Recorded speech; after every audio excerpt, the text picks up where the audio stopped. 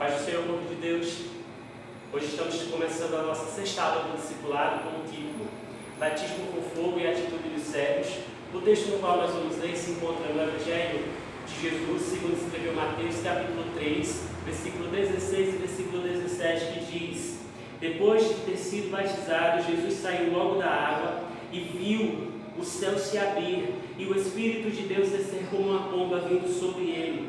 E uma voz do céu disse: Este é o meu Filho amado, em quem muito me agrado. Isso é uma passagem histórica, é uma passagem tremenda, do qual Deus Trino se manifesta ali.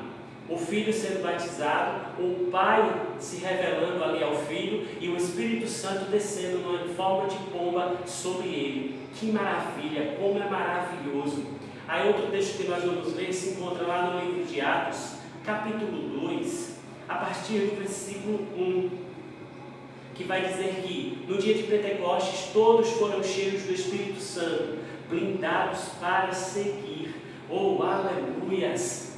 É necessário que você se batize, mas é necessário que você busque, é necessário que você seja blindado, é necessário que você fique aonde o Espírito Santo quer que você esteja. Aleluias! Depois da morte de Jesus, o interessante é que eles todos estavam reunidos num só lugar, o lugar a qual Deus tinha um propósito para realizar, o lugar no qual eles estavam esperando serem revestidos do poder, serem blindados do poder de Deus para poder fazer a sua chamada. Aleluias! E o texto vai dizer assim, no livro de Atos, capítulo 2, a partir do versículo 1. Ao chegar o dia de Pentecostes, todos estavam reunidos no mesmo lugar. Oh, aleluia! É interessante que você esteja no lugar que Deus quer que você esteja. Aleluia! E o interessante também que diz que eles estavam todos reunidos, eles não estavam separados, eles estavam reunidos. E de repente veio do céu um som como de um vento impetuoso e encheu toda a casa onde estavam sentados. Ou seja, de repente veio do céu um som como de um vento impetuoso. Não era um vento impetuoso, mas era um som como de um vento impetuoso. E encheu todo o ambiente do qual estavam sentados, estavam esperando, estavam aguardando o momento de Deus na vida deles. Aleluia! E o 3 vai dizer assim: E apareceu umas línguas como de fogo, distribuídas entre eles, e sobre cada um pousou uma, e apareceu umas línguas como de fogo. Aleluias!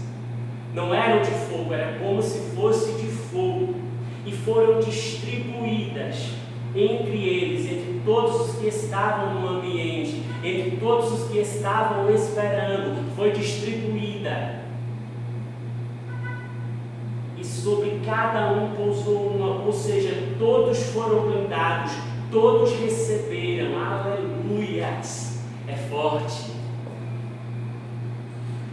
O 4 vai dizer assim: todos ficaram cheios do Espírito Santo e começaram a falar em outras línguas, conforme o Espírito Santo lhe concedia que falassem. Todos ficaram cheios do Espírito Santo, ou seja, receberam o batismo com o Espírito Santo, já tinham sido batizados por Jesus, já tinham sido batizados por João Batista, já tinham seguido o Mestre, já tinham visto tudo que Jesus operou, já tinham passado aquele tempo de aprendizado. Agora eles precisavam se revestir para poder fazer a chamada. É necessário revestir-se para poder fazer a chamada. Oh, aleluia! Eles foram revestidos com o poder de Deus. Aleluias! Ficaram cheios do Espírito Santo e começaram a falar outras línguas, conforme o Espírito Santo concedia. Ou seja, à medida quem dá é o Espírito Santo, à medida quem dá é o Espírito Santo na minha e na sua vida. Oh, aleluia! Então entenda que o batismo com fogo é mediante a porção que o Espírito Santo dispensar para mim e para você. Aleluia! E vai dizer aqui: todos falaram em novas línguas, e quem estava fora do templo de outras regiões entendia. claramente o que estava sendo pronunciado. Sabe o que eu entendo com isso? O versículo está no 5 ao 11, vai dizer que todos falaram novas línguas, e quem estava fora do templo, de outras regiões, entendia claramente o que estava sendo pronunciado. Ou seja, o nosso Deus não é Deus de confusão, o nosso Deus, Ele é Deus que revela. Ou seja, o mover de Deus estava sendo feito naquele lugar, na vida dos escolhidos, e quem estava fora estava entendendo o que eles falavam. Ou seja, Deus estava trabalhando dentro do local e fora do local. Você consegue entender nessa tarde?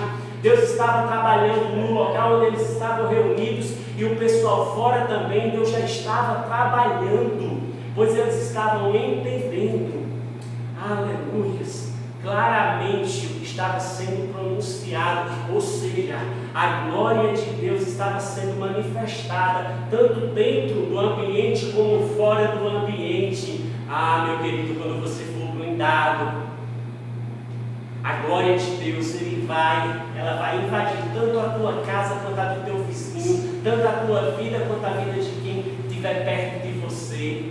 Aleluias. Glória ao nome de Jesus. Vai dizer também que no Antigo Testamento o Espírito Santo fazia morada nos profetas, reis, homens escolhidos por Deus para transmitir os seus estatutos, sendo um de cada vez.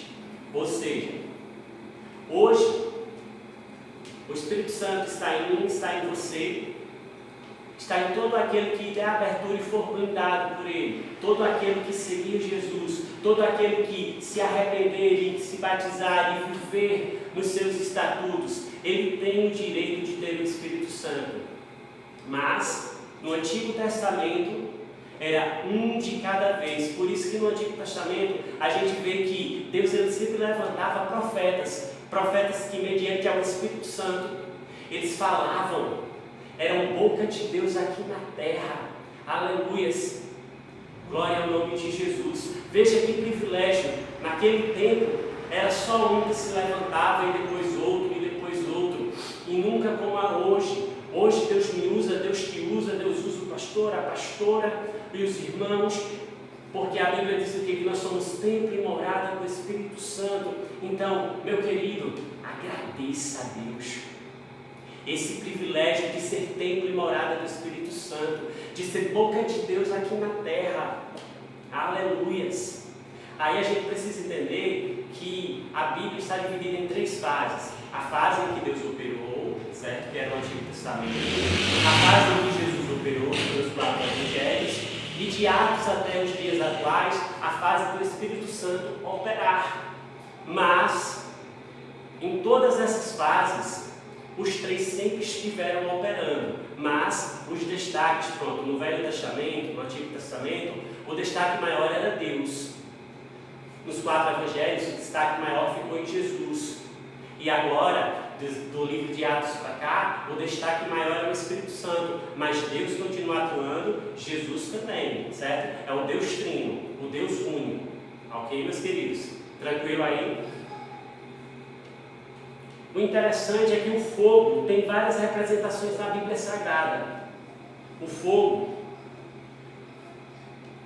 representa destruição, purificação.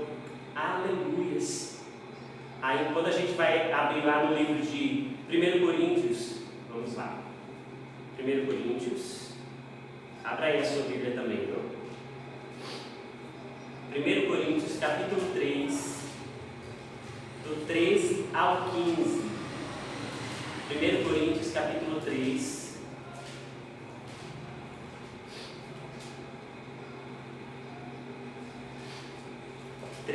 a 15. Vai dizer que a obra de cada um se manifestará, pois aquele dia a demonstrará, porque será revelada pelo fogo, e o fogo testará a obra de cada um. Se a obra que alguém construiu permanece, este receberá recompensa. Se a obra de alguém se queimar, este sofrerá prejuízo, mas será salvo como alguém que passa pelo fogo. Ou seja, aqui a representação em 1 Coríntios, o fogo ele representa aqui a destruição de uma obra que ela não é boa ou que não permanece, certo? A obra que permanece, ela passa pelo fogo, é purificada e é aspirada, certo? Aí a gente vê isso também lá quando Elias e os profetas de Baal, ele fez um propósito para que o Deus verdadeiro respondesse com fogo, ou seja, o fogo ali era a resposta de Deus, aleluia. E Deus, ele respondeu com fogo através da oferta que ele entregou, do altar limpo, da água que não tinha, do novilho que ele preparou, as partes que precisavam colocar, de como ele adorou. Então Deus responde com fogo, aleluias. Do mesmo jeito, quando Caim e Abel vão oferecer sacrifícios a Deus, Abel, ele é respondido com fogo. Deus, ele se agrada da oferta de Abel, e Deus manda fogo, e Deus consome a oferta dele, porque se agradou.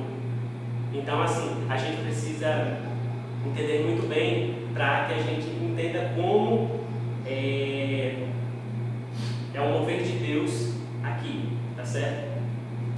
Lá em Isaías, capítulo 66, vamos lá,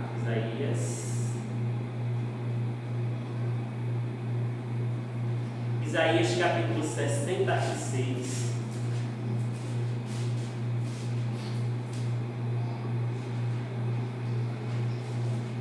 Glória ao nome de Jesus. Capítulo 66, versículo 15 e 16 vai dizer assim: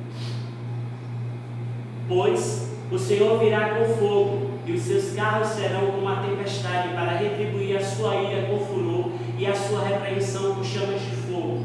Porque o Senhor executará juízo sobre todos os homens com fogo e com sua espada, e os mortos pela mão do Senhor serão muitos. Ou seja, o fogo aqui é destruição. No texto do qual nós lemos, o fogo foi purificação, certo? Recebeu a oferta, se agradou, purificou. Aqui o fogo descrito em Isaías significa destruição, tá certo?